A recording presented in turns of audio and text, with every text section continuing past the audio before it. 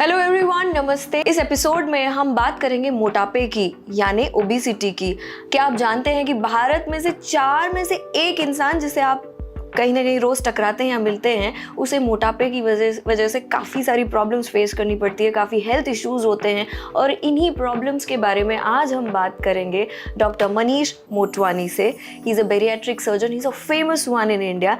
And जब आप इनसे बात करेंगे तो आपको पता चल जाएगा कि क्या क्या प्रॉब्लम्स आप फेस कर रहे थे और इनके सोल्यूशंस क्या है।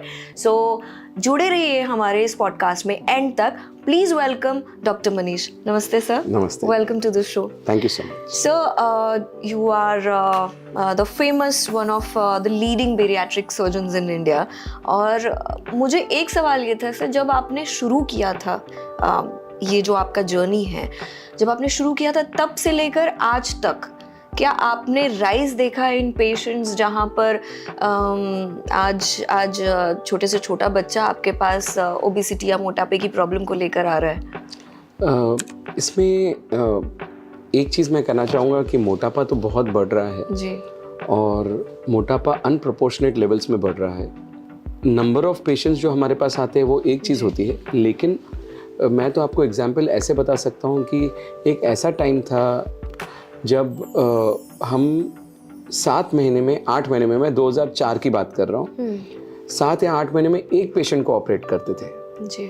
फिर ऐसा टाइम आया जब लोगों के मन से थोड़ा फियर निकल गया और लोगों के मन में थोड़ा अवेयरनेस भी आया, तो हम महीने में एक पेशेंट ऑपरेट करते थे।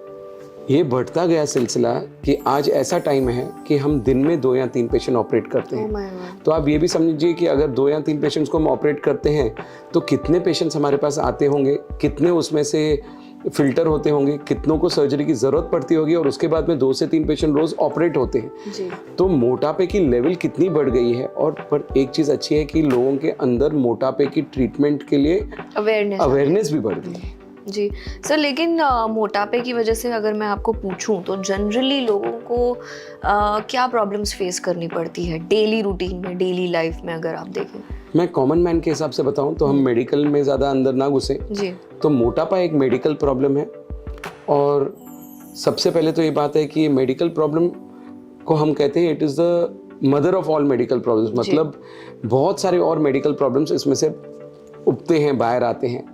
किसी को डायबिटीज़, किसी को ब्लड प्रेशर, किसी को हार्ट की तकलीफ, किसी को किडनी की तकलीफ, किसी को ब्रेन की तकलीफ, किसी को स्ट्रोक की तकलीफ, किसी को लंबर स्पाइन की तकलीफ, किसी को इनफर्टिलिटी की तकलीफ, डायबिटीज़, हार्ट डिजीजेस, ब्रेथलेसनेस। ये सारे प्रॉब्लम्स मोटापे से आते हैं। बहुत सारे मतलब इसे कहते हैं मदर ऑफ ऑल डिजीजेस। लेकिन अगर हम आम आदमी के हिसाब से देखें तो लोगों को इसकी वजह से ब्रेथलेसनेस बहुत होता है, मतलब थोड़ा भी कुछ चले तो सांस चलती है जी। शुगर लेवल्स बहुत बढ़ जाती है, पीसीओडी यानी हार्मोनल प्रॉब्लम्स बहुत होते हैं, घुटने की तकलीफ बहुत होती है, इनफर्टिलिटी बढ़ जाती है। तो इनफर्टिलिटी भी बढ़ती है। इनफर्टिलिटी क्योंकि मोटापे की वजह से लोगों में पीसीओएस हो जाता है, पीसीओडी हो जाता है, फिर पीसीओडी वापस मोटापा क्रिएट करे, मोटापा वापस पीसीओडी ले आए। तो ये जो प्रॉब्लम्स है ये रिकरिंग प्रॉब्लम्स है और साइक्लिकल प्रॉब्लम्स है, ये जो कम ही नहीं होते जब तक ये साइकिल को हम जाके ब्रेक नहीं करते हैं। हम तो लोगों को ये भी कहते हैं, लोग हमारे पास आते हैं कि मेरी बेटी की शादी नहीं हुई है और वो सपोज 90 या 100 किलो की है, उसको पीसीओडी है, तो डॉक्टर साहब क्या अनमैरिड लड़की को ऑपरेट करना चाहिए? मैं उनको एक सिंपल एग्जांपल देता हूँ कि आज आपकी बेटी 90 केजीज है, जब तक आप इंडिया के, या आपका बेटा 90 केजीज है, जब तक आपका बेटा, नाम नहीं लूँगा, इंडिया के सबसे बड़े खानदान से नहीं है, तो उसको नॉर्मल वेट वाली बेटी तो नहीं मिलेगी, वाइफ तो नहीं मिलेगी। आप समझ रहे हैं मैं क्या कह रहा हूँ? जी। तो जब एक पार्टनर में मोटापा होता है तो 50% चांस होते हैं इनफर्टिलिटी के। जब भी दोनों पार्टनर्स में मोटापा होता है तो 75% चांसेस होते हैं इनफर्टिलिटी के। तो क्यों ना पहले अपना वजन कम करें, अपने में से इनफर्टिलिटी कम करें, और जब आपका वजन कम हो गया और आप नॉर्मल वेट हो गए तो आपको लड़की कैसे मिलेगी या लड़का कैसे मिलेगा? Normal weight. मतलब जिंदगी भर दिल में ये भी गिल्ट नहीं रहेगा कि नहीं मुझे कोई और अच्छा मिल सकता था, मैं कुछ और अच्छा चाहती थी या चाहता था, और तो दैट मेंटली ऑल्सो आप थोड़े और स्टेबल और थोड़ा एक्सेप्टेबल हो जाते हैं। और अगर लड़का भी नॉर्मल वेट, सामने लड़की भी नॉर्मल वेट, मतलब इनफर्टिलिटी के चांसेस कम, फर्टिलिटी के चांसेस ज्यादा, क्योंकि ये सर्जरीज ऐसी है जो अपने शरीर के और कोई भाग में कोई नुकसान करती ही नहीं है। तो क्यों ना हम नॉर्मल वेट बने, नॉर्मल सोचे, नॉर्मल बन के हमारी नॉर्मल लाइफ जिए। करेक्ट, लेकिन सर फैट इज फैट, है ना, it's just not good for your health, it's scientifically proven also कि ये आपकी हेल्थ के लिए अच्छा नहीं है, right from how you poop to your eyesight, it's just not good for your health. Correct correct sir, आपने ये बताया कि स्नोरिंग जैसी भी प्रॉब्लम होती है कि काफ़ी स्नोरिंग जो मोटापे की वजह से स्नोरिंग बढ़ जाती है, ये कम भी हो जाती है, तो क्या ये सही है सर कि ओबेसिटी की वजह से ये काफ़ी स्नोरिंग की प्रॉब्लम होती है? बिल्कुल। देखिए यहाँ पे जो आप देखते हैं हमारी जो विंड पाइप है, इसे हम ट्रेकिया कहते हैं। पेरीट्रेकियल फ्लैट मतलब ट्रेकिया के बाजू में जो फैट होता है। अभी आपने भी देखा होगा और सुना होगा कि जब लोग सोते हैं तो स्नोर करते हैं, जब भी बैठे रहते हैं तो स्नोर नहीं करते हैं। जब भी आप बैठे हैं तो ये जो आपका ट्रेकिया है, इसके बाजू में जो फैट है उसको ग्रेविटी की वजह से पुल कहाँ आएगा, नीचे आएगा, तो मतलब ट्रेकिया को तो प्रेस नहीं करेगा। लेकिन जब यही आदमी सो जाता है तो ट्रेकिया के ऊपर का जो फैट है वो ट्रेकिया को दबाता है उस लेवल तक कि हमें सांस लेने में तकलीफ हो जाए। तो विस्लिंग ऑफ ट्रेकिया को स्नोरिंग कहते हैं। ये हमें एक चीज तो जरूर बताता है कि सब कुछ ठीक नहीं है, कुछ तो प्रॉब्लम है। अगर जगह छोटी हो गई जिसमें से एयर आने जाने वाली है, मतलब जितना ऑक्सीजन अंदर आना है उतना अंदर आता नहीं है, जितना कार्बन डाइऑक्साइड बाहर जाना है उतना जाता नहीं है, मतलब एक ऑक्सीजन कम जाए तो लोगों में हेल्थ कम हो जाती है, कार्बन डाइऑक्साइड शरीर में रह जाए तो वीकनेस, लेथार्जी, लेजीनेस, बहुत कुछ आ जाए। अभी ये पेशेंट ऐसे सोया हुआ है और वो ऊपर का पेरीट्रेकियल फैट दब दब दब के स्नोरिंग पैदा करे, लेकिन एक पॉइंट ऑफ टाइम पे वो जब ज्यादा दब जाता है तो पेशेंट ब्रीथ नहीं कर सकता है। पेशेंट अचानक नींद से उठ जाता है, उसे लगता है कि मैं क्यों उठा हूं, शायद मैं पेशाब करने के लिए उठा हूं। वो जाके यूरिन पास करने जाता है तो लोग कंप्लेन ये देते हैं कि मुझे रात को पेशाब के लिए बहुत बार उठना पड़ता है, वेरेज वो पेशाब के लिए तो उठते ही नहीं है, वो उठते हैं सांस लेने के लिए। अगर इसे चेक करना है तो ये सारे जो आपके अभी लोग जो आपका शो देख रहे हैं जिनको स्नोरिंग है, 85% ऑफ द पेशेंट्स स्नोर करते हैं मोटापे की वजह से। 15% होते हैं जिनको नेजल बोन या कहाँ पे कोई रुकावट हो। तो उनको हम कहेंगे कि आप एक काम करिए, जब भी आपको रात को पेशाब के लिए उठना पड़ता है ना, आप अंदर टॉयलेट में एक कंटेनर रख दो। दिन के टाइम में कितना यूरिन पास करते हैं वो कैलकुलेट करो, और रात के टाइम में कितना करते हैं वो कैलकुलेट करो, क्योंकि हमारे ब्रेन के रिफ्लेक्सेस ऐसे किए गए हैं कि जब तक आपके यूरिनरी ब्लैडर, पेशाब की थैली में 500 ml या 550 ml का यूरिन नहीं आता है तो आपके ब्रेन को सेंसेस ही नहीं जाते कि उठो और जाके यूरिन पास करो।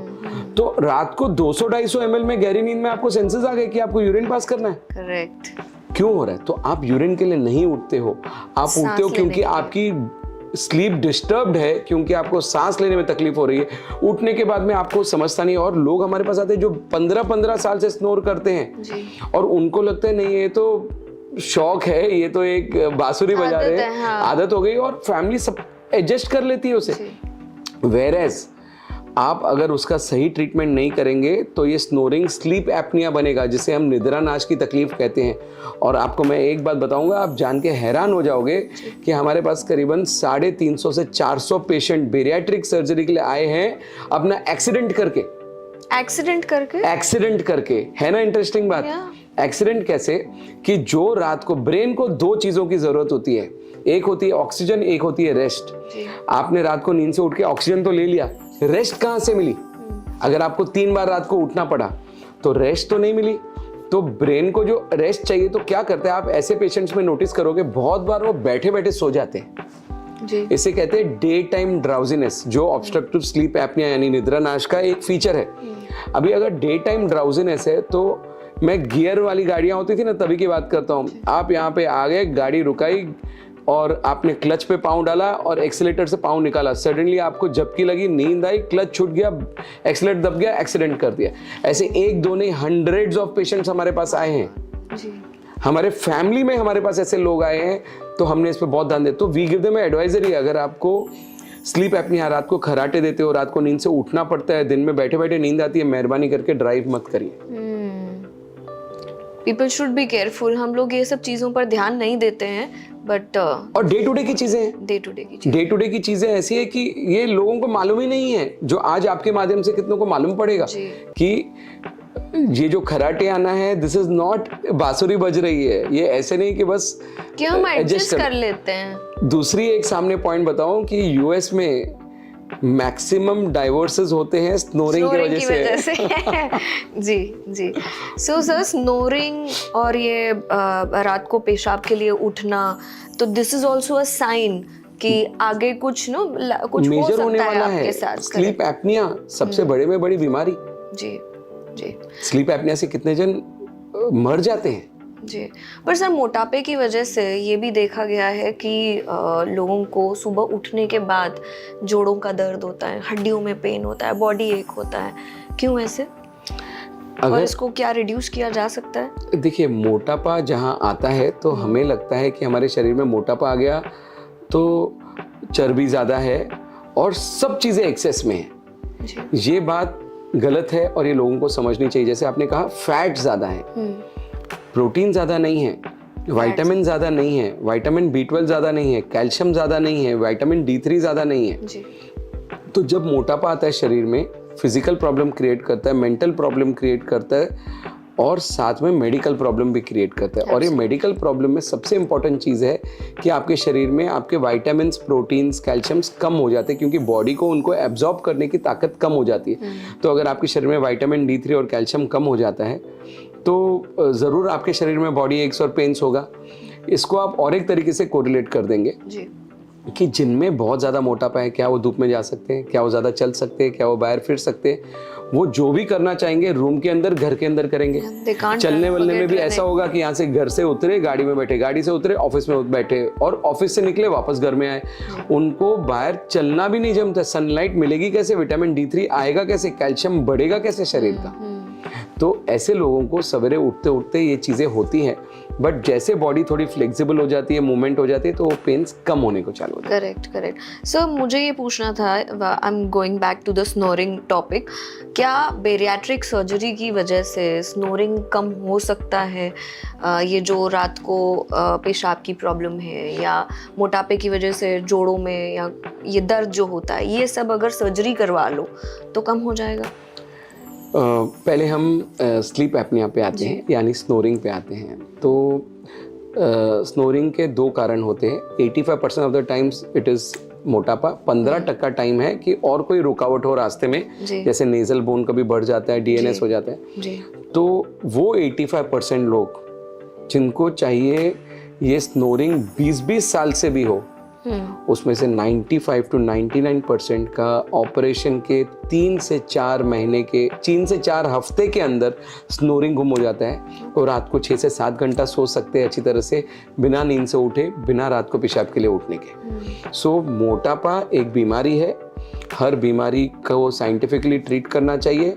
और अगर आपके अंदर मोटापा वो लेवल का है जहाँ पे साइंटिफिक ट्रीटमेंट, मोटापे की सर्जरी या बेरियाट्रिक सर्जरी आती है, तो वो सिर्फ मोटापा कम करता है, बट उसके साथ आई हुई बीमारियां भी 95 to 99% कम कर लेता है। So give that you're giving to yourself, healthy lifestyle। Absolutely, and it is an investment you're doing for yourself। अभी दूसरा आपने बताया घुटने का तकलीफ। ऑर्थोपेडिक सर्जन्स, गायनेकोलॉजिस्ट, इनको भी मालूम है कि 90 to 95% पेशेंट्स अगर अपना वजन कम कर दें तो जो परमानेंट डैमेज हो सकता है नीज को या स्पाइन को, वो नहीं होगा और आपके प्रॉब्लम्स कम हो जाएंगे। हो सकता है ज़रूरत पड़े सर्जरी की, लेकिन 10 साल के बाद, 15 साल के बाद वो नेचुरल प्रोसेस में, लेकिन मोटापे की वजह से तो ज़रूरत नहीं पड़ेगी। आप एग्जाम्पल सोचिए ना, आज हम हमारा मोबाइल लेके घूमते हैं, मैं आपको बोलूँ कि एक मोबाइल लेके घूमिए आप, तो मोबाइल के बिना हम नहीं घूम सकते हैं। लेकिन कल मैं मेरा एक बड़ा iMac आपके हाथ में दे दूं कि रविया ये आप मोबाइल, ये iMac लीजिए और आप पूरा बॉम्बे घूमिए, आप क्या करोगे? मेरे ऑफिस से बाहर निकलोगे, नीचे रख दोगे। Absolutely। हाथ हमारे, पाँव हमारे नहीं है, हाथ पे 12 किलो का लोड आया, आपने नीचे रख लिया। क्या पाँव को ये कैपेसिटी है कि शरीर को आधा दिन बाजू में निकाल के रख दें? नहीं कर सकते हैं। It's a practical problem. तो हमें और कुछ नहीं, घुटनों के ऊपर से वजन को कम करना पड़ेगा, जैसे स्पाइन और घुटने से तकलीफ कम हो जाए। जब भी हमारे शरीर में मोटापा होता है, सपोज ये मेरा हाथ, ये हमारी शरीर है और यहाँ पे मोटापा है, तो मोटापा जहाँ पे आ गया, शरीर अपने आप को बैलेंस करके रखता है, मोटापा आ गया तो ये मोटापे की वजह से तो अपन शरीर गिर सकता है, बैलेंस छूट सकता है। लेकिन स्पाइन क्या करता है, ये मोटापे को पूरा अपने ऊपर उसका असर ले लेता है। जैसे शरीर गिरे नहीं, आदमी गिरे नहीं, बैलेंस मेंटेन रहे, तो पूरा का पूरा असर स्पाइन पे आ जाता है। लोग बोलते हैं स्लिप डिस्क हो गया, 100 प्रॉब्लम आ गए। जैसे बेरिएट्रिक सर्जरी से आपका वजन कम होता है, आपकी स्पाइन सीधी होने को चालू हो जाती है, आपके 95% प्रॉब्लम्स निकल जाते हैं। करेक्ट जी सर। लेकिन जैसे आपने थोड़ी देर पहले जब बताया कि काफ़ी सारी बीमारियां होती है which includes diabetes, breathlessness, BP, काफ़ी सारी बीमारियां। हम ये देखते हैं कि मोटापे की वजह से डायबिटीज़ एक कॉमन प्रॉब्लम है लोगों में, करेक्ट, और थायराइड, काफ़ी सारी। बट आप मुझे एक बात बताइए कि पीढ़ी दर पीढ़ी जब हम बोलते हैं ना कि ये प्रॉब्लम जाती है, जनरेशन टू जनरेशन पास होती है, कि अगर माँ बाप को है या दादा दादी को है, इट गेट्स पास्ड ऑन। तो ये डायबिटीज में भी होता है सर, ये सब बीमारियां सब पास ऑन होती है? क्या जनरेशन टू जनरेशन आता है? जी, क्या मोटापा और ये सब बीमारियां जनरेशन टू जनरेशन पास होती है, लाइक अदर बीमारीज आल्सो? देखिए, मोटापा अगर एक फैमिली है, आपने आई डोंट नो मेरा पढ़ा होगा कि नहीं, हमारे पास ऐसे बहुत सारे पेशेंट्स हैं जिसमें एक फैमिली में हमने 20 जनों को ऑपरेट किया, एक फैमिली में 15 जनों को ऑपरेट किया। अच्छा। तो उसका एक पार्ट ये हो सकता है कि जेनेटिक्स की वजह से जीन्स है, जिसमें वो जीन्स ट्रांसफ़र होती है एक family to low next generation. दूसरा है कि उनकी लाइफस्टाइल भी वैसे हो सकती है जी, फैमिली में सबका खाने पीने का तरीका सेम है। तो यस, जीन्स हैं, so it is in the body, मतलब आपके शरीर में ऐसा है कि आप में मोटापा आएगा because of the genes. But environmental factor और लाइफस्टाइल डिजीज जो आपकी है, दे पुल द ट्रिगर। जी, मतलब आपके अंदर है कि आप होने वाले हो सकते हो, लेकिन आपकी आदतें, आपके खाने पीने के तरीके उसको ट्रिगर करते हैं जैसे आपके शरीर में मोटापा आए। क्योंकि आप देखो, अगर 2 पेरेंट्स में मोटापा है और एक बच्चे में एक में नहीं है, तो होना है तो दोनों में भी होना चाहिए। लेकिन आप अपनी कंट्रोल कैसे करते हो, आप अपनी लाइफ मॉडरेशन में कैसे जीते हो, आप अपने आप में रिस्पॉन्सिबल लिविंग कैसे करते हो, उस पर भी बहुत चीज़ें डिपेंड करती है कि आपके अंदर मोटापा आएगा कि नहीं आएगा। Same goes with diabetes. जब भी डायबिटीज़ फैमिली में रहती है तो 50 से 60% का चांस है कि ऑफस्प्रिंग को आएगा डायबिटीज़। सपोज एक नॉर्मल आदमी को 45 के एज में डायबिटीज़ आने वाला है, तो जिसके घर में डायबिटीज़ है फादर मदर को, तो उनमें 30 और 35 में आने को चालू हो जाएगा और आने के चांसेस भी बढ़ जाते हैं। और अगर इनमें मोटापा साथ है तो और बढ़ जाता है। बिकॉज मैं आपको बता दूं, almost 68% of diabetics are obese. 70% high blood pressure patients में मोटापा होता है, 72% हार्ट डिजीज पेशेंट्स में मोटापा होता है, 85% स्लीप एपनिया पेशेंट्स में मोटापा होता है। इतनी सारी प्रॉब्लम, इतनी बीमारियां जब ये आती है, और ये इतनी कॉमनली आती है, ऐसे नहीं कि वंस इन अ वाइल आए। तो इसलिए हम कहते हैं मोटापा is mother of all diseases, और उसको बीमारी समझ के ट्रीट करिए और बीमारी का इलाज करिए, क्योंकि ये बीमारी जानलेवा बीमारी होती है। जी, बट सर आप जो कह रहे हैं ये सही बात है कि मोटापे को अब एक डिजीज की तरह ही देखा जा रहा है, but then it's a lifestyle problem also. आपको देखना पड़ेगा कि that what you are putting inside your mouth, right? ये you have to be careful, because ना आप वॉक कर रहे हो, ना आप एक्सरसाइज कर रहे हो, ना आप अपनी बॉडी के लिए कोई ऐसा बॉडी मूवमेंट आप कर ही नहीं रहे हो। So it's a lifestyle problem also कि आप जंग पे जंग डाले जा रहे हैं, लेकिन you are not moving your body. So we have, हम कहीं ना कहीं ये भूल गए हैं कि शायद मोटापा इससे भी ट्रीट हो सकता है। डेफिनेटली। देखिए, मोटापा एक मेडिकल प्रॉब्लम है जी।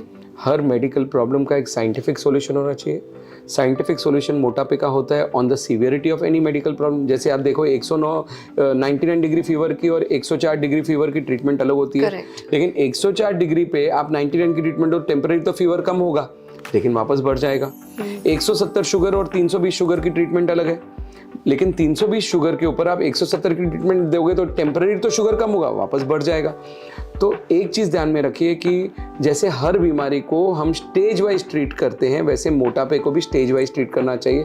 और वो स्टेजिंग हम मोटापे की करते हैं on the basis of BMI। BMI means body mass index, मतलब आपके हाइट के हिसाब से आपका वजन कितना होना चाहिए उसकी कैलकुलेशन। उसके हिसाब से जिसका BMI 25 से कम होता है उसे नॉर्मल वेट कहते हैं, जिसका 25 से 30 होता है उसे ओवर वेट कहते हैं, 30 से 35 होता है ग्रेड 1 ओबीस, 35 से 40 ग्रेड 2 ओबीस, और 40 के ऊपर ग्रेड 3 ओबीस। अभी मोटापे का हर स्टेज एक अलग मेडिकल प्रॉब्लम है और हर स्टेज की अलग ट्रीटमेंट होती है। अभी ये जो पार्ट मैं आपको बताऊंगा ना, बहुत इंपॉर्टेंट है पेशेंट्स के लिए जो मोटापे से लड़ रहे हो, और जिसमें आपका आंसर भी आ जाएगा कि अगर हम राइट टाइम पे केयर करें तो कैसे हम ये मोटापे से बच सकते हैं। तो जब किसी का BMI यानी बॉडी मास इंडेक्स 25 से कम होता है तो उसे नॉर्मल वेट कहते हैं। तो ये नॉर्मल वेट पेशेंट्स को हम डाइट देते हैं वेट मेंटेन रखने के लिए या 3 से 5 किलो कम करने के लिए। ध्यान में रखिए, डाइट की कैपेसिटी होती है 3 से 5 किलो कम करना, पर उस पेशेंट में जो 3 से 5 किलो ओवरवेट है, स्टेज भी देखनी है ना। तो अगर आप 3 से 5 किलो ओवरवेट हो और मैंने आपको डाइट दिया, आप 3 से 5 किलो कम करोगे और मेंटेन भी रखोगे। सक्सेस ऑफ ट्रीटमेंट सिर्फ वेट कम करने में नहीं है, वेट कम करके मेंटेन रखने में है जी। पर अगर आप 10 किलो ओवरवेट हो तो डाइट आपके लिए ट्रीटमेंट नहीं है। ये इंटरनेशनल प्रोटोकॉल्स है, मनीष मोटवानी के बनाए हुए प्रोटोकॉल्स नहीं है। एक बार जोश में आके आपने 10 किलो कम भी कर दिया तो आपने 10 कम किया 12 बढ़ाओगे, बिकॉज 10 के लिए ये ट्रीटमेंट ही नहीं है। तो 7 से 10 या 12 किलो ओवरवेट आदमी क्या करे, ओवरवेट कैटेगरी 25 to 29.9 या 30 BMI, वो करेंगे डाइट प्लस एक्स्ट्रास। एक्स्ट्रा यानी gym, yoga, exercise, you lipo, liposuction, tummy tuck, injection, medicine, Herbalife, balloon, keto diet, intermittent diet, बहुत सारी चीजें हैं। इतनी चीजें इसके लिए है कि ये स्टेज पे आप इतना सब कर सकते हैं, अपने आप को ओवरवेट कैटेगरी में मेंटेन रखो या कम करने में। तो अगर आप 7 से 10 या 12 किलो ओवरवेट हो और आपने डाइट प्लस एक्स्ट्रास किया तो आप 7 से 10 या 12 किलो कम करोगे और मेंटेन भी रखोगे। पर अगर आप सिर्फ 15 किलो भी ओवरवेट हो तो डाइट एंड एक्स्ट्रास आपके लिए ट्रीटमेंट नहीं है। एक बार जोश में आके 15 किलो कम भी कर दिया तो 15 कम किया 18 बढ़ाओगे, बिकॉज 15 किलो ट्रीटमेंट ही नहीं है। जैसे मैंने बताया 99 degree fever, 104 degree fever, 170 sugar, 320 sugar, temporary response आएगा लेकिन वापस बढ़ जाएगा। एक बार आप स्टेज 1 ओबेसिटी में आ जाओ तो आपको एक प्रकार की बेरिएट्रिक सर्जरी लगती है, स्टेज 2 में आ जाओ दूसरे प्रकार की बेरिएट्रिक सर्जरी लगती है, स्टेज 3 में आ जाओ तीसरे प्रकार की बेरिएट्रिक सर्जरी लगती है। तो हमें ये जानना जरूरी है कि मोटापा एक मेडिकल प्रॉब्लम है। हर मेडिकल प्रॉब्लम का साइंटिफिक सॉल्यूशन होता है, साइंटिफिक सॉल्यूशन होता है based on severity, severity is gauged on the basis of BMI। As per BMI any patient less than 30 BMI आपकी ट्रीटमेंट है no surgery. More than 30 BMI borderline case we advise surgery, but anyone more than 32 BMI आपके लिए treatment option है ही एक, वो है bariatric surgery. और अगर आप जितने भी शॉर्टकट लो, आप सोचो मैं ये करूंगा वो करूंगा, जब तक आप बेरिएट्रिक सर्जरी नहीं ऑपरेट कराओगे आपका वजन कम नहीं होने वाला है। क्योंकि हम याद करें कि हम PT उषा या विराट कोहली नहीं है कि उस पे मेरा लाइफ और मेरा बिजनेस और मेरा खाना पीना चलता है। हम हमारा लाइफ और बिजनेस और काम अलग से कर रहे हैं। Fitness is a part of the entire schedule. तो उसके लिए हम पूरा दिन छोड़ के वो नहीं कर सकते कि हमारी लाइफ उसके पीछे डाल दें। इसके लिए आपको हमारी सपोर्ट की जरूरत पड़ने वाली ही है, जिससे आप अपनी लाइफ बेहतर बना सके, क्वालिटी ऑफ लाइफ बेटर बना सके और आपके शरीर से ना सिर्फ मोटापा जाए, मोटापे से आई हुई बीमारियां भी निकल जाए। जी सर, एक बात बताइए, एक इंटरेस्टिंग बात मुझे पूछना था कि क्या मोटापा आपके पास जब पेशेंट्स आते हैं तो लोअर स्टेटस वाले लोग भी आते हैं डायबिटीज को लेके? उनमें भी प्रॉब्लम है? रबिया, आप so you are very well maintain, but अगर आपके लेवल के लोग आएंगे मोटापे के साथ तो वो आएंगे पिज़्ज़ा बर्गर खा के। जो लोअर इकोनॉमिक स्टेटा के वो आएंगे वड़ा पाव खा के। इनफैक्ट आपके बहुत सारे रिफाइंड ऑयल होंगे, उनके तो level of oil that is used वो भी अलग होता है। तो एक बात देखिए कि ये दोनों प्रकार के लोग आते हैं, लेकिन एक चीज मैं बहुत गर्व से कह सकता हूँ कि आस्था बेरिएट्रिक्स में एक पेशेंट इतने सालों में, जहाँ पे हमने हजारों पेशेंट किए, बिकॉज ऑफ मॉनेटरी रीजन ऐसा एक पेशेंट नहीं हुआ है। चाहे वो दर्जी हो, वेजिटेबल वेंडर हो, आप हमारा इंस्टाग्राम देखिए, वेजिटेबल वेंडर्स जो 2,500-3 हज़ार रुपया या 5,000 रुपया महीने का कमाते हैं वो भी ऑपरेट करवा के हॉस्पिटल से गए। अच्छा, सो जैसे हम थोड़ी देर पहले बात कर रहे थे अभी कि ओबेसिटी इज़ अ डिजीज़, और मैं थोड़ा सा आपसे कह रही थी कि it's also a lifestyle problem, correct? But कहीं ना कहीं हम ये देखते हैं कि लोग ये भूल गए हैं कि हमें डाइट या एक्सरसाइज से भी ये कंट्रोल किया जा सकता है। सम टाइम आपने उसको बड़ी अच्छी तरीके से एक्सप्लेन किया, बट मार्केट में ना एक इंजेक्शन निकला है, correct, which I heard or read some time back. Many celebrities are taking that injection. Yes. It's called a miracle injection. Ozempic के नाम से है, correct? So वो इंजेक्शन को लेने के बाद कहते हैं कि आप दुबले पतले हो जाते हो, आपका मोटापा घट जाता है बहुत इमीडिएटली.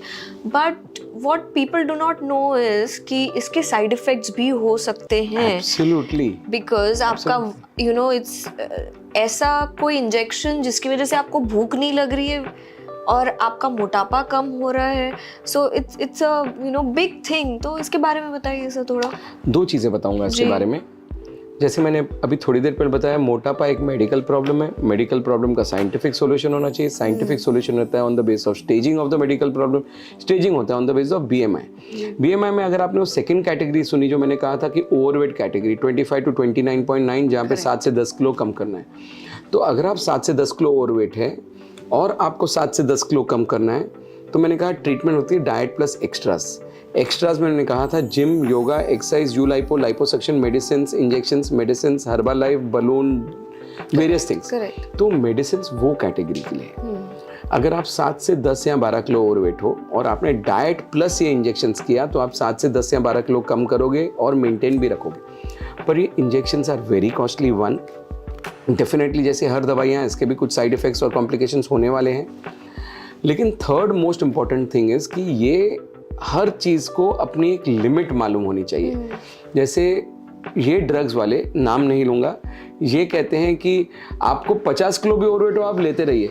अभी एक पेशेंट जिसको आइडियली ये सिर्फ 6 या 7 इंजेक्शन लेनी चाहिए, 50 किलो कम करना है तो साल भर इंजेक्शन लेगा. एक इंजेक्शन की कीमत होती है 15 से 18,000. हफ्ते में 1 बार, महीने में 4 बार, 18 into 4 72,000, 12 टाइम्स. मतलब आप 7 लाख की इंजेक्शन साल में लोगे.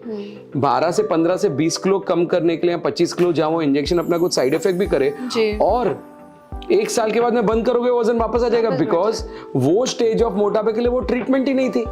तो जब भी आप वो स्टेज के लिए आइडियल ट्रीटमेंट नहीं करोगे तो आपको आइडियल रिजल्ट तो आने वाला नहीं है, पर टेम्पररी रिजल्ट आएगा.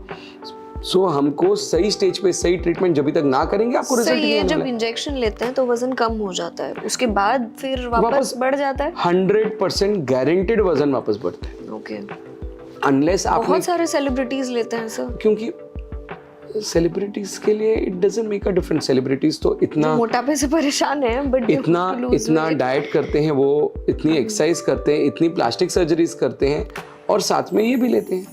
But they are losing a lot of bone mass and muscle mass, health. So that is a very what do you say, unhealthy type of a weight loss. Yes.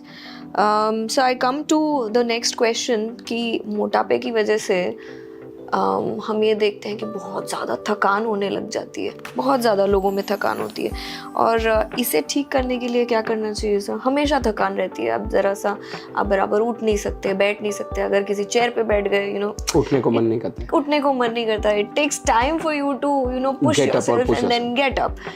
2 reasons है इसके. एक reason जो मैं आपको बता चुका हूँ, sleep apnoea, की रात को नींद ही बराबर नहीं तो दिन में लेजीनेस और वीकनेस रहेगा. लेकिन इसका दूसरा मोस्ट इम्पॉर्टेंट रीजन, रविया, एक सोचिए कि एक हमारे सामने एक पेशेंट है जिसका वज़न है 130 किलो और उसका वज़न होना चाहिए 80 किलो.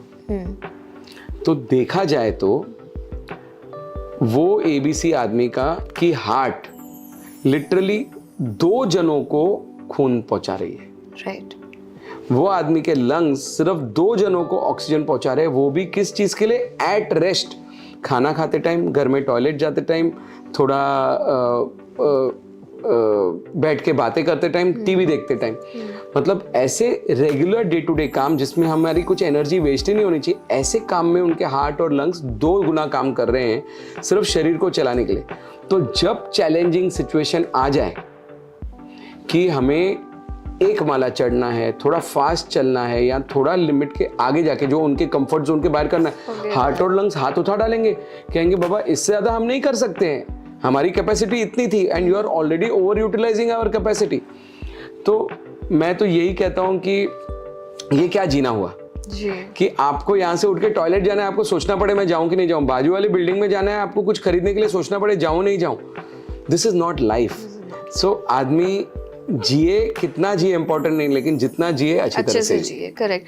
सर एक बात बताइए, एक और चीज़, औरतों को, women, when we talk about them, उनको ज़्यादा डिफ़िकल्ट होता है? Do they have a harder time मोटापा या ओबेसिटी कम करने के लिए? और इसकी वजह से एंड स्पेशली आफ्टर मेनोपॉज होने के बाद और ज़्यादा मुश्किल हो जाता है उनको? हाँ जी, क्या है, पहले तो देखिए कि अभी मैं हूँ, तो मैं बेरियाट्रिक सर्जन हूँ, मैं और बहुत सारे काम करता हूँ। बताइए मेरे ऊपर घर की कितनी रिस्पॉन्सिबिलिटीज़ हैं? अपार्ट फ्रॉम अर्निंग, घर की कितनी रिस्पॉन्सिबिलिटी? बहुत कम। आई फील सबसे बड़ा काम जो होता है ना दुनिया में, वो होता है घर चलाना। और अभी मेरी वाइफ यहाँ पे, वो हॉस्पिटल भी हमारी चलाती है, वो अपना कॉस्मेटोलॉजी सेंटर भी चलाती है। अब हमारे घर का रिनोवेशन, नया घर बन रहा है, वो घर का काम भी वही देखती है और मेरा घर भी चलाती है। तो उनको खुद के लिए वो टाइम मिला कब? खुद के लिए वो टाइम मिला कब? अभी आप अपना देखें कि हर एक जन अपना लिमिटेड, ये मेरी एक्सपर्टीज, मैं ये करूंगा, आपको तो उसके साथ घर भी चलाना है। तो जो टाइम बचता है वो घर चलाने में चले जाता है। आपके लिए खुद के पास टाइम बचा कहाँ पे कि आप अपने लिए 1 घंटा 2 घंटा निकालें? ऑफ कोर्स न्यूअर जनरेशन में अब लोग हैं जो कर रहे हैं, लेकिन आप, और वो खुद को मेंटेन भी रख सक रहे हैं, लेकिन आप जो जनरेशन की बात कर रहे हैं, मोटापा बढ़ गया है, खास करके प्रेगनेंसी के बाद बढ़ गया है, और फिर बढ़ता गया एक लेवल पे, हमने कुछ किया नहीं, मेनोपॉज आ गया और हार्मोनल चेंजेस हो गए और बढ़ता गया, और टाइम की तो उतनी ही कमी रह गई। Correct. So till the time आप अपने पीछे खुद को प्रायोरिटी देके खुद के लिए नहीं करोगे तो वजन कैसे कम होगा? जी, इसीलिए सब। पर जो बेरियाट्रिक सर्जरी है, क्या इससे ये सब ठीक हो सकता है मेनोपॉज जैसे? 98 to 99% patients, and I am telling this on a channel to a public in a very responsible position, कि 98 to 99% पेशेंट्स में जहां परमानेंट डैमेज नहीं हुआ है, ब्रेथलेसनेस हो रही है लेकिन हार्ट के सब नस ब्लॉक नहीं है, नी में पेन हो रहा है लेकिन घुटना पूरा घस नहीं गया है, 98 to 99% पेशेंट्स में मोटापा जाता है, मोटापा के साथ सारे प्रॉब्लम्स भी निकल जाते हैं। जी, सो अभी if you can answer this question, अभी वेडिंग हुआ था, एक बड़ा अंबानी का वेडिंग हुआ था, एंड उन्होंने हर आर्टिकल में था दैट थायराइड की वजह से प्रॉब्लम है वगैरह, करेक्ट?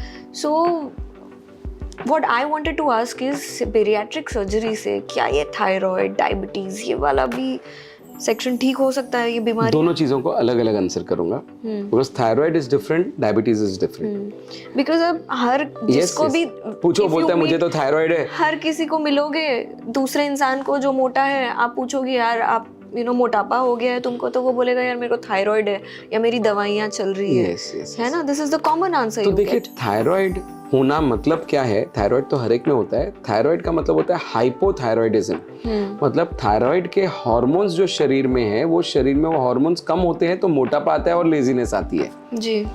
तो जब हमें ये पेशेंट्स को ट्रीट करना होता है तो हम कभी भी क्लेम नहीं करते हैं कि मोटापे से थायराइड की दवाइयाँ बंद हो जाती हैं, लेकिन हम सारा ब्लेम थायराइड पे डालते हैं, वो भी सही नहीं है। थायराइड के आपके हार्मोन्स कम है तो आपके अंदर मोटापा आया है, लेकिन एक बार आपने थायराइड के हार्मोन्स लेके वो लेवल को ब्लड में नॉर्मल कर लिया, फिर तो हम अपना सारे का सारा अपने आप को उसके सामने छोड़ देते हैं कि नहीं, और वो बहाना बन जाता है। फिर आप जाके आपकी लाइफस्टाइल भी खराब हो, आप बोलेगे नहीं थायराइड की वजह से, आप खाने पीने में कुछ भी करो, बोलो थायराइड की वजह से। Whereas thyroid can be a trigger, thyroid can be a trigger जिसकी वजह से आपकी मोटापा बढ़ रहा है, लेकिन एक बार थायराइड हार्मोन ले लिए फिर क्यों बढ़ना चाहिए? करेक्ट। जो हार्मोन्स कम होने की वजह से बढ़ रहा है ना, तो एक हमें अपने आप को और रिस्पॉन्सिबल करना चाहिए और दूसरे के कंधे पे बंदूक रख के नहीं चलानी चाहिए। हमें रिस्पॉन्सिबिलिटी लेनी चाहिए। दो हम कभी क्लेम नहीं करते हैं कि थायराइड की मोटापे की सर्जरी या बेरियाट्रिक सर्जरी, मेटाबॉलिक सर्जरी करके थायराइड निकल जाता है, लेकिन मैं आपको ऑफ द रिकॉर्ड ये बता सकता हूँ कि करीबन 35 to 40% पेशेंट्स में थायराइड भी नॉर्मल हो गया है। नॉर्मल हो गया। अभी आ गए डायबिटीज़, जो आज के दिन में हम कहते हैं डायबिटीज़ मतलब सबसे खतरनाक बीमारी, क्योंकि डायबिटीज़ एक ऐसी बीमारी है जिससे आपकी हार्ट, आपकी आईज, आपके लंग्स, आपकी किडनी, आपका ब्रेन, आपके लेग्स, आपके लाइफ के हर पहलू को डायबिटीज अफेक्ट करता है। तो वो कहते हैं ना, डायबिटीज की वजह से आदमी सिर्फ मरता नहीं है, गुड़ के मरता है। तो इसके लिए डायबिटीज को तो हमें बहुत सीरियस लेना चाहिए। और आपको ये जान के थोड़ा हैरानी होगी कि दैट 70 to 72% ऑफ डायबिटिक्स में मोटापा होता है जी। लेकिन एक अच्छी बात यह है कि अगर शरीर से मोटापा निकल जाता है 95 to 99% पेशेंट्स का डायबिटीज निकल जाता है। हमारे पास ऐसे हजारों पेशेंट्स हैं जो 100 से 150 यूनिट इंसुलिन तक लेते थे और फिर भी शुगर 300 350 रहता था। आज एक गोली लेते हैं या वो भी नहीं लेते हैं। This has come because of the magical surgery called age surgery for diabetes. जी जी। सो एक बहुत बड़ी प्रॉब्लम हम ये भी देखते हैं मोटापे की, अल्कोहल की वजह से, है ना। तो मेरा सवाल यहाँ पर है कि अल्कोहल की वजह से भी मोटापा होता है? हाँ जी, 2 रीजंस वापस आपको हर जगह मेरे 2 रीजंस मिलेंगे। जी, जी। एक रीजन है alcohol means empty calories. Alcohol means empty calories. तो आप उसमें कुछ वैल्यूड फूड खा नहीं रहे हो और सिर्फ कैलोरीज ले रहे हो, एक। लेकिन जब भी आप अल्कोहल ले रहे हो तो बहुत बार अल्कोहल के साथ आपकी कोलाज आ जाती है, वो और कैलोरीज बढ़ाती है। बट सबसे इम्पोर्टेंट बात है, जब भी आप अल्कोहल लेते हो उसके साथ में आप क्या क्या खाते हो, क्या क्या खाते हो। ऑयली आ जाता है, वेरियस टाइप्स ऑफ फूड आता है जो नहीं खाना चाहिए, चकना जो आपने कहा। तो जब ये दोनों चीजें साथ में आ जाते हैं तो it increase the calories to that fold जो आप कंपेयर भी नहीं कर सकते। तो उसके लिए गोल्डन रूल आपके हम व्यूअर्स को बता सकते हैं कि हिसाब किताब में बहुत अच्छे रहिए। हिसाब किताब में बहुत अच्छे रहिए। आज का हिसाब आज खत्म करिए। जैसे आज का हिसाब कल पे मत रखिए। हम हमेशा सोचते हैं कि आज रात को तो पार्टी कर ली, कल मैं इसको कवर अप कर लूंगा, कल मैं थोड़ी एक्सरसाइज कर लूंगा। आपको मालूम है आज पार्टी है, आज सवेरे आधा घंटा पौना घंटा ज़्यादा चलिए, ज़्यादा वॉक करिए, ज़्यादा एक्सरसाइज करिए। सवेरे आप हाई अमाउंट ऑफ फाइबर ले लीजिए, प्रोटीन्स लीजिए, कुछ तला हुआ मत खाइए। और रात के टाइम पे भी रिस्पॉन्सिबल ईटिंग करिए साथ में, कि अगर आपको मालूम है कि आप 1 पैग लेने वाले या 2 लेने वाले, जो लेना है रिस्पॉन्सिबली लीजिए, इररिस्पॉन्सिबली मत लीजिए। It is okay, anything and everything in moderation is okay. But उसके साथ में जब भी आप खा रहे हो, सैलेड्स खाओ, फ्राइड मत खाओ, वो एयर फ्रायर के चीज़ें खाओ। बहुत सारी चीज़ें जो आप कर सकते हो अगर आप चाहो। तो आपने एंजॉय भी कर लिया, आपने अपना फेलोशिप भी कर लिया, एंटरटेनमेंट भी कर लिया, लेकिन एट द सेम टाइम आपने अपने शरीर को तकलीफ नहीं पहुंचाई। What about stress? आजकल मेंटल स्ट्रेस तो सभी को हो रहा है, हम देखते हैं। तो स्ट्रेस की वजह से भी क्या मोटापा बढ़ता है? सबसे कॉमन क्वेश्चन जब भी हम पेशेंट की हिस्ट्री लेते हैं, हम पूछते हैं कि स्ट्रेस है क्या, और स्ट्रेस होता है तो क्या करते हैं आप? तो स्ट्रेस में वो लिखते हैं हम बिंज ईटिंग करते हैं या स्वीट्स खाते हैं। करेक्ट। बिंज ईटिंग की ना मतलब आपको अगर इतनी कैलोरीज चाहिए आप इतनी कैलोरीज खा रहे हो। और sweet is the brain tonic. जब भी स्ट्रेस होता है ना, आदमी भले थोड़ा खाए, वो स्वीट ज्यादा खा लेता है। तो yes, that causes obesity also. That also causes obesity. Ji. So मेरा एक personal experience है जो I wanted to share here. I have a friend who is like more than 100 kgs, but बहुत अच्छा है, सब कुछ ठीक है, लेकिन the problem is वो घर से बाहर नहीं निकलता है बिकॉज ही इज अशेम्ड कि लिफ्ट में चला जाए। लोग बॉडी शेमिंग करना शुरू कर देते हैं, या जिस तरह लोग ऊपर से नीचे तक देखते हैं उसको, दैट अरे ये तो मोटा है। The eating and everything is same. he became suicidal at one point of time that he wanted to give up life, कि नहीं मेरे को रहना ही नहीं, रोज सुनने मिलता है वगैरह। he tried everything, he tried gymming, he tried everything, but वो मोटापा कम ही नहीं होता है। तो मेरा सवाल ये है सर कि क्या मतलब do they function incorrectly, metabolically, क्या प्रॉब्लम है यहाँ पर? एक आपकी बात बहुत सही है कि मेटाबॉलिज्म उनका कम हो जाता है, लेकिन again I go back to that same answer. मोटापा एक मेडिकल प्रॉब्लम है जी। मेडिकल प्रॉब्लम का साइंटिफिक सॉल्यूशन होना चाहिए। Scientific solution is as per severity, severity is as per BMI। अगर उसका BMI 30 के ऊपर है तो वो रॉन्ग ट्रीटमेंट कर रहा है, फिर वो कितनी भी मेहनत करे उसका वजन कम नहीं होने वाला है। और ये मैं कॉन्फिडेंस से कह सकता हूँ, क्योंकि अगर आप सही स्टेज पे सही ट्रीटमेंट नहीं करोगे तो आपको फर्क कैसे पड़ेगा? आज किसी को हर्निया की तकलीफ है और वो अपेंडिक्स का इलाज करेगा, ठीक होगा। किसी को खांसी की तकलीफ है और कॉन्स्टिपेशन की दवाई लेगा, फर्क पड़ेगा। तो एवरी स्टेज ऑफ मोटापा is a different medical problem. Her stage की डिफरेंट ट्रीटमेंट है। जब तक you don't do the right treatment at the right stage at the right time for the right patient, आपको राइट रिजल्ट्स आने नहीं है। तो वो फ्रेंड आपके जो हैं उनको ये प्रॉब्लम कम नहीं हो रहा है क्योंकि वो सही लाइन पे ही नहीं जा रहे हैं। लेकिन उसके साथ में जो आपने एक बहुत बात इंपॉर्टेंट कही, वो आज के हमारे डिस्कशन की डायबिटीज से भी ऊपर इंपॉर्टेंट बात है मेंटल हेल्थ। अभी इसको लोग बहुत निग्लेक्ट करते हैं, लेकिन मेंटल हेल्थ पे कितना असर पड़ता है? मेंटल हेल्थ पे तो आज आप चलो, एक लड़का है आपका फ्रेंड, उसको तो साइड में रख दीजिए कि लड़कों को फिर भी इससे ज्यादा फर्क ना, एक लड़की जो सिर्फ 15 किलो भी ज्यादा वजन है, उसे कितने जन कमेंट करेंगे? आप मुझे एक बात बताइए, कौन सी चीज पूरी दुनिया में फ्री है? एडवाइस।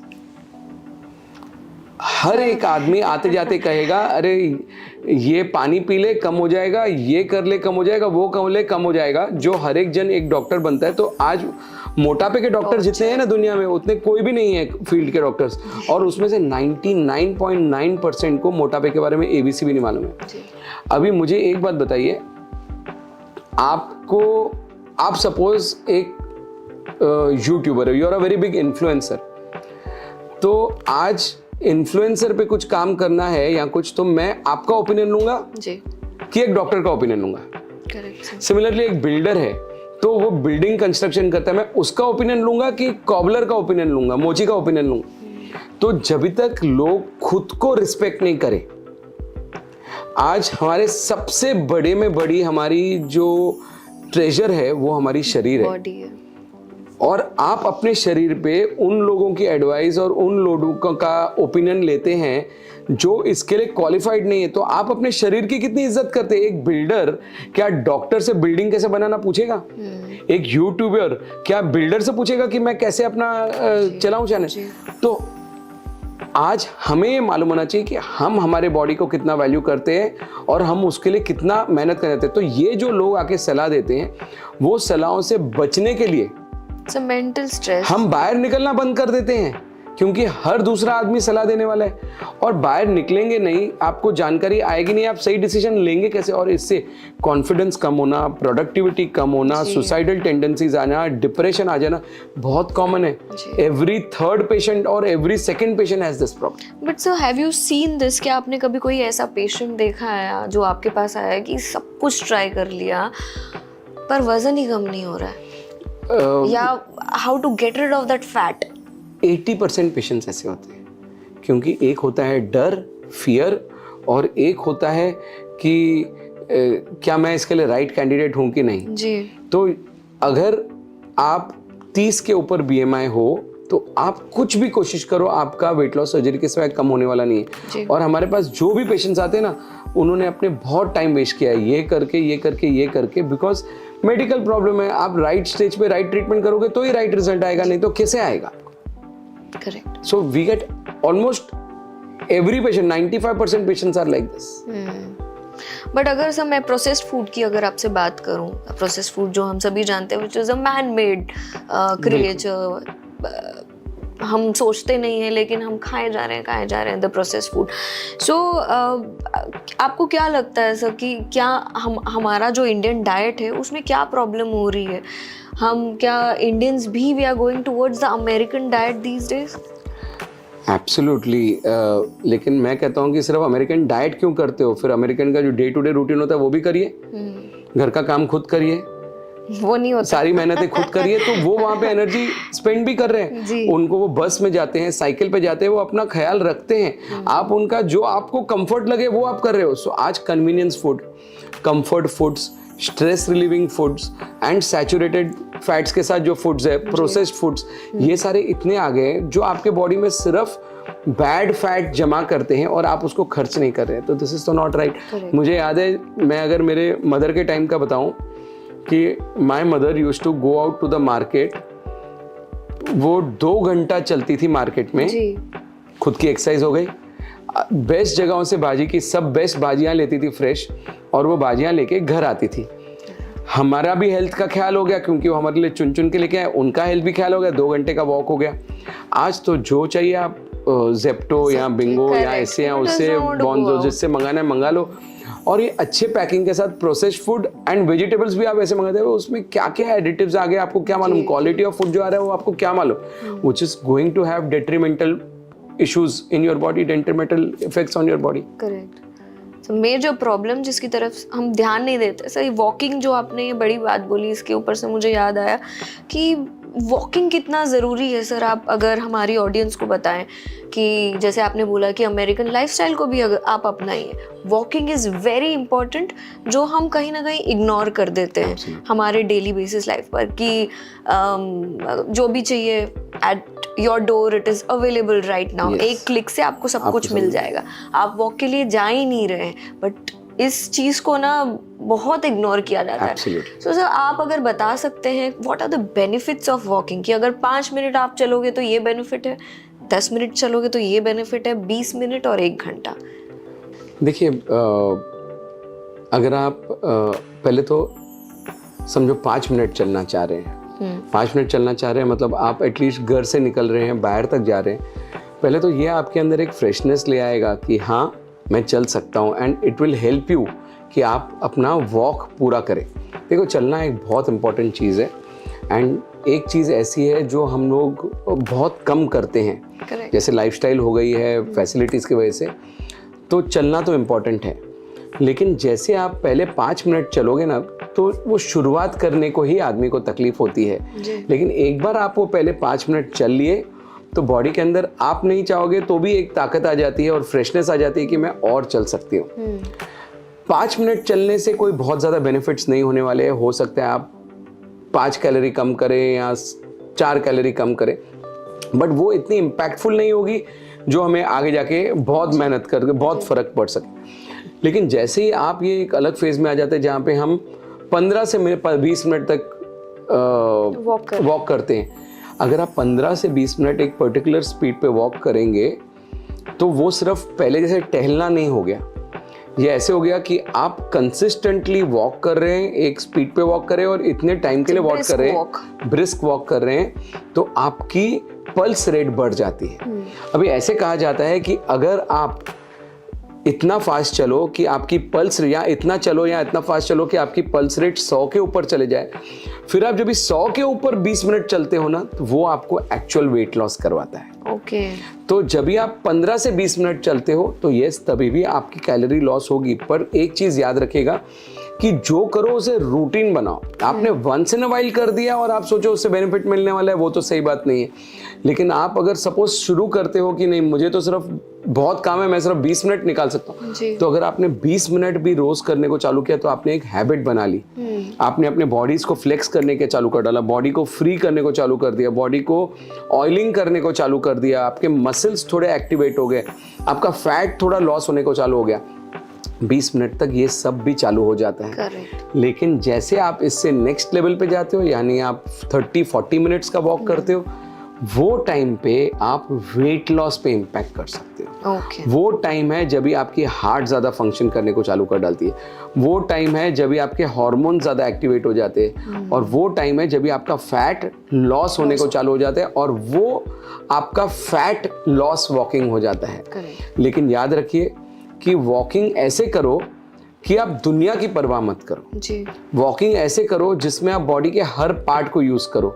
वॉकिंग ऐसे करो कि जब भी आप चलते हो तो आपके नीज ऊपर तक आने चाहिए, आपके हाथ की मूवमेंट्स फुल होनी चाहिए। Correct. तो हाथ की मूवमेंट्स करिए, पाँव की मूवमेंट्स करिए, और ये मत सोचिए कि आजू बाजू वाले क्या देख रहे हैं क्या कह रहे हैं, क्योंकि जब भी वजन बड़ा हो जाएगा, ज्यादा हो जाएगा, वही लोग हैं जो उस पर टिक्का टिप्पणी करेंगे कि ये ऐसे हो गया या वैसे हो गया है। तो आप वॉक मिनिमम अगर आप कर सके, जो आपको इंटेंस करने के तो मैं कह ही नहीं रहा हूँ, फिर वो चाहे वॉक हो या स्विमिंग हो या जो भी एक्सरसाइज आप करने चाहे करो, तो ब्रिस्कली करो, कंसिस्टेंटली करो, और मिनिमम 45 मिनट्स अ डे आप वॉक रखो या एक्टिविटी रखो, तो आप अपना वजन भी मेंटेन रख सकते हो, क्वालिटी ऑफ लाइफ भी मेंटेन रख सकते हो, फ्लेक्सिबिलिटी भी मेंटेन रख सकते हो, और आपके जॉइंट्स घस नहीं जाएंगे, आपके जॉइंट्स रह रह के खराब नहीं हो जाएंगे, आपके मसल्स रह रह के वीक नहीं हो जाएंगे, आप अपनी पूरी बॉडी को एक्टिवेट कर सकते हो जी। और अगर आप वो नेक्स्ट स्टेज पे जा सकते हो कि मैं 60 मिनट वॉक करूंगा या वॉक करूंगी, तो आप अपने आप को फिटनेस के अंदर डाल देते हो,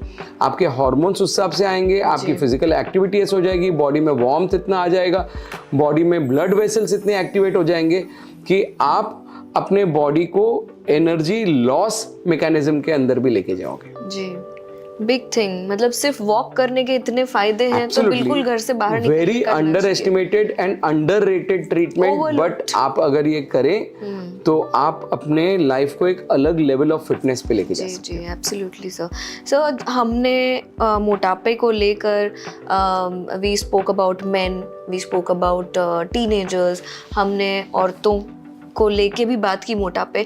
अब हम आते हैं बच्चों की तरफ, चाइल्डहुड ओबेसिटी, जो हम देखते हैं कि आजकल बच्चे जिस स्पीड से मोटे हो रहे हैं क्योंकि जंक इतना खा रहे हैं, पेरेंट्स भी उनको शुगर इतना ज़्यादा दे देते हैं किसी भी फॉर्म में, जूसेस के फॉर्म में, या कैंडी दे दिया, बच्चा रो रहा है उसको चुप कराने के लिए दे दिया ये सब खाना, junk food and sugar food and everything, but वो भी फ़ोन या टीवी के सामने दे देते हैं।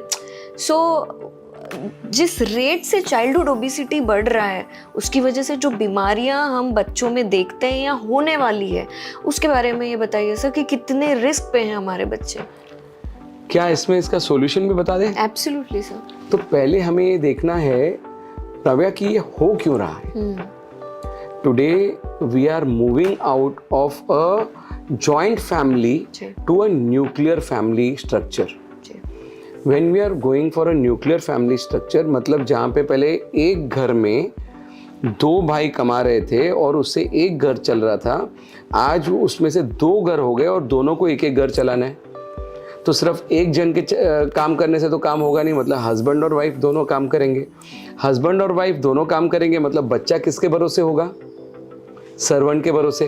अगर बच्चा सर्वेंट के भरोसे होगा, सर्वेंट को तो एक ही इंस्ट्रक्शंस होते हैं कि बच्चा रोना नहीं चाहिए। बच्चा रोना नहीं चाहिए तो सर्वेंट वो बच्चे को वो सब खिलाएगी और देगी जो उसे नहीं खिलाना चाहिए। अभी सैटरडे संडे को, please no offence to anyone, but Saturday Sunday को जब पेरेंट्स की छुट्टी होती है तो उनके अंदर का गिल्ट जागता है कि मैंने तो पूरा हफ्ता अपने बच्चे को टाइम नहीं दिया, अभी मैंने मेरे बच्चे को टाइम नहीं दिया, तो अभी मैं तो टाइम देना चाहता हूँ। टाइम कहाँ पे देंगे? मॉल लेके जाएंगे या खाना खिलाने को लेके जाएंगे, ट्रैक पे तो नहीं लेके जाएंगे। और जहाँ पे आप ये चीज़ों को उसमें इन्वॉल्व करते तो पहले मंडे टू फ्राइडे क्योंकि आप नहीं हो तो बच्चे को वो सब खाना पड़ रहा है, और सैटरडे संडे क्योंकि आपका गिल्ट आपको मजबूर कर रहा है कि बच्चे को कुछ खिलाऊं तो आप खाना खिला रहे हो जी। इसका कहाँ ना कहाँ पे तो प्रॉब्लम का सोल्यूशन आना चाहिए। प्लस ये बच्चे जब भी अपने स्कूल्स में जाते हैं तो बहुत बार ड्राउजी रहते हैं, लेजीनेस आ जाती है, फिजिकल एक्टिविटीज़ में नहीं करते क्योंकि मोटापा आने को चालू हो गया है। तो राबिया, एक सेंटेंस तो मैं आपको कहूँगा that this generation today is the heaviest generation. Is at risk. आज हम देखते हैं 10 साल का बच्चा ब्लड प्रेशर से आ रहा है, 13 साल का बच्चा आ रहा है डायबिटीज़ से। और एक बड़ी चीज़ बताऊँगा कि हमारे यहाँ पे on a day to day basis देखते हैं कि महीने में कम से कम 1 या 2 लोग हॉस्पिटल के अंदर आते हैं, जॉगिंग करने गए थे या फास्ट वॉकिंग करने गए या जितना कर सकते उससे ज़्यादा एक्सरसाइज करने गए, और सडनली करते हैं ना, बॉडी को एक रूट में डालिए, एक आपको मीडियम से डालिए आप। Brought in dead to the hospital 21 to 30 years of age के बच्चे। 21 to 30। 21, very responsible statement that I'm making over here। 21 to 30 year के बच्चे, सोचो फैमिली पे क्या बीत रही है। तो आज इसलिए इसे अपना एक हैबिट बनाइए। जो आपका क्वेश्चन था कि 5 minutes वॉक और 10 minutes, so start slowly, let your body acclimatize to it, उसके रिदम में आने दीजिए, एंड फिर एक बार आप अपने बॉडी को मेंटेन रखते हो, रिदम में आते हो, धीरे धीरे बढ़ाइए। लेकिन coming back to the point of childhood obesity, तो ये आज इतना बड़ा कंसर्न हो चुका है। ये आपके लाइफ पे अफेक्ट करता है, आपकी बीमारियां ले आता है, प्लस जो पब्लिक शेमिंग सिर्फ बड़ों को नहीं होती है, बच्चों में होती है, बुलिंग होता है, वो बच्चों को एक क्लोज्ड एनवायरनमेंट में डाल देता है। बच्चा घर से बाहर निकलने को तैयार नहीं होता है, बच्चा दोस्तों के बीच में खेलने नहीं जा रहा है, वो वापस घूम फिर के हो जाता है। तो एंटरटेनमेंट तो चाहिए बच्चे को। क्या करेगा वो बच्चा? वीडियो गेम्स पे बैठेगा, टीवी गेम्स पे बैठेगा, एंड वो साइकिल बन जाएगी। अभी वीडियो देखने को बैठेगा तो ऐसे ही बैठेगा कि चिप्स लेके बैठेगा। कुछ तो चाहिए। I am bored, I am hungry. It is a cycle. This cycle has to be broken. आप विश्वास नहीं करोगे कि अभी हमने इतना टेक्निकल एक्सपर्टीज लेने की कोशिश की है कि आज हम 9 ईयर ओल्ड से लेके 77 साल के बच्चों को लोगों को ऑपरेट करते हैं बेरियाट्रिक सर्जरी। अरे बाप रे, 9 ईयर ओल्ड करे क्या? BMI कैटेगरीज के हिसाब से ट्रीट करना है। BMI कैटेगरी ऐसे पहुंच गई कि उसको हम डाइट से कमी नहीं कर सकते, क्योंकि आप वो कैटेगरी में ओवरवेट कैटेगरी जो होती है ना, वो स्टेज पे हमें मैक्सिमम काम करना चाहिए, लोगों में अवेयरनेस लानी चाहिए, स्कूल्स में काउंसलिंग करनी चाहिए, आपके माध्यम से स्कूल्स में जाना चाहिए, पेरेंट्स को काउंसलिंग करनी चाहिए, टीचर्स को काउंसलिंग करनी चाहिए कि हम वो स्टेज में ना घुसे, क्योंकि एक बार आप ओबेसिटी में घुस गए तो what ever said and done, the treatment is only bariatric surgery. ऐसे नहीं बेरियाट्रिक सर्जरी खराब है, bariatric surgery is 100% safe, right from 9 साल के बच्चे से लेके 77 साल तक। लेकिन हम वो स्टेज में घुसे क्यों?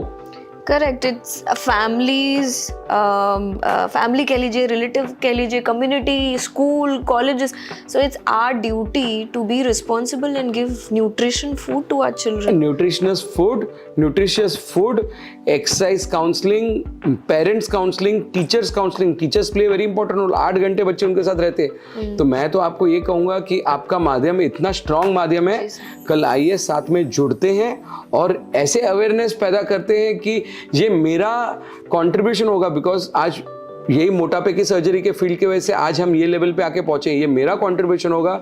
हम आपके साथ जुड़ेंगे जिसमें हम स्कूल तक जाएं और अवेयरनेस पैदा करें। Absolutely sir, well said. It बहुत ज़रूरी है, क्योंकि जो बीमारियां हो रही है, अगर ऐसी स्पीड से बच्चे मोटे होते गए और बीमार होते गए, आई थिंक 2035 तक तो 85% of our population will be obese. Yes, you started very rightly that आपका एवरी 3rd पर्सन और 4th पर्सन इज ओबीस, लेकिन overweight every second child and person is overweight. Obese तो हो जाते हैं 1 in 4, but 1 in 2 is overweight. वो overweight को obese में पहुंचने में इतना कम टाइम लगता है, क्योंकि आदमी गाड़ी चलाए, जब गियर की गाड़ियां चलाते थे, फर्स्ट गियर में गाड़ी स्लो चलती है, सेकंड में स्लो चलती है, लेकिन 3rd और 4th में स्पीड जो पकड़ती है, वो स्पीड है ओवरवेट टू ओबीस कैटेगरी। बहुत मुश्किल है। आई थिंक जिस तरह सर बता रहे हैं, बहुत ज़रूरी है। पेरेंट्स का भी एक मेजर रोल होता है।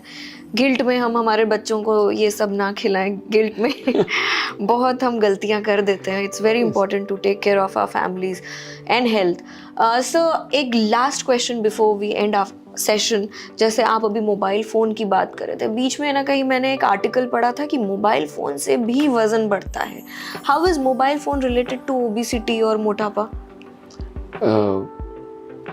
आपके बचपन में, आपसे तो मैं एज में काफ़ी बड़ा हूँ, और मेरे बचपन में हम पेरेंट्स से लड़ाई करते थे कि मैं नीचे क्रिकेट खेलने जाऊँगा, मैं फुटबॉल खेलने जाऊँगा, मैं घर के बाहर निकलूँगा। ना सिर्फ बॉडी मूवमेंट होती थी, एक्सटर्नल गेम्स खेलते थे जो एडिक्शन नहीं होती है, और at the same time sunlight मिलती थी, विटामिन D3 मिलता था, कैल्शियम मिलता था, बॉडी फिट रहती थी। आज इसके लिए आज 50 की उम्र में भी I can openly and boldly say that I have maintain my self. लेकिन जब भी आप मोबाइल के साथ बैठते हो, मोबाइल गेम्स खेलते हो या मोबाइल पे सीरीज देखते हो, मोबाइल पे सीरियल्स देखते हो, ये एडिक्शन बन जाता है। ये एडिक्शन के वजह से 2 चीज़ें होती हैं। एक, आप एडिक्शन करते टाइम क्या खाते हो आपको मालूम नहीं पड़ता है। दूसरा, इसकी वजह से आप बाहर नहीं जाते हो, लॉस ऑफ एनर्जी होता नहीं, बॉडी में मोबिलिटी आता नहीं, मोटापा आने को चालू हो जाता है। So this is one reason why mobile phones and all these things become addiction, और ये एडिक्शन हमारे अंदर मोटापा भी लेके आता है। जी absolutely sir. Sir, I think ये पॉडकास्ट हम सभी के लिए बहुत ज़रूरी था, हेल्थ वाइज, और जो जिस तरह की लाइफस्टाइल डिजीजेस हो रही है, इन सभी के लिए बहुत ज़रूरी था। और ये पॉडकास्ट एपिसोड सभी के लिए ज़रूरी है। ओवरवेट, ओबेसिटी, मोटापा, जितनी भी बीमारियां मोटापे की वजह से होती है, diabetes, breathlessness, snoring, a lot of topics have been covered in this topic, all thanks to you sir. और लोगों के जो भी सवाल हैं, ऑडियंस के जो भी सवाल हैं, वो कमेंट सेक्शन में ज़रूर लिखें। हमने सर की डिटेल्स, उनके क्लिनिक का पता, their his social media handle, everything has been given in the description. अगर आपको ज़रूरत लगे that if you want to consult with him or contact with him, please ये सब पढ़िएगा and do reach out to him. He is one of the best one. Thank you again. देखते रहिए The Ravya Sada podcast.